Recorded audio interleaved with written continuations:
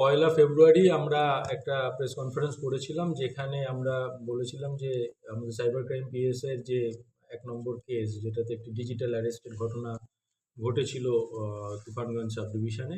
তাতে আমরা অন্ধ্রপ্রদেশের বিশাখাপত্তনম থেকে একজনকে ধরি, তার নাম ছিল পিল্লা নানি। সেইটাতে তদন্ত করতে গিয়ে আমরা দেখতে পাই যে তার সাথে যারা আরও জড়িত ছিল এই ডিজিটাল অ্যারেস্টের ঘটনায়, তাদের নামগুলো সামনে আসে, আমরা তদন্তে পাই। তো এর মধ্যে পরশুদিন আমাদের টিম যেটা গেছিল ভাইজ্যাগে, সেখান থেকে আরও দুজনকে গ্রেপ্তার করা হয়। একজনের নাম বারলা শেখর, তার বয়স ৩০।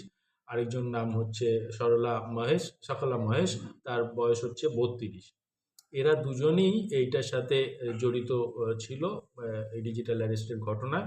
এবং সেগুলোর আমরা তথ্য প্রমাণও পেয়েছি, তাদের মোবাইল রেকর্ডে রয়েছে।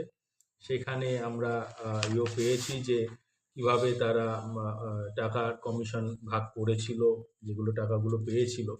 এবং যেটা আমরা জানিয়েছিলাম যে ২,৫,০০০ টাকা যেখান থেকে নিয়েছিল, তার সাথে একই দিনে মহারাষ্ট্রে ওরা চিট করেছিল ৫,০০,০০০ টাকা। সেই টাকাটা পুরো তোলার যে ট্রানজাকশন, সেই ডিটেলসও আমরা পেয়েছি। তো এইভাবে আমরা ডিজিটাল অ্যারেস্টের এই কেসটা আমরা তদন্ত করে এটা একটা ভালো পরিণতি আমরা দিতে পেরেছি। এর সাথে আরও কারো যদি জড়িত থাকে, আমরা সেটাও খুঁজে বার করব।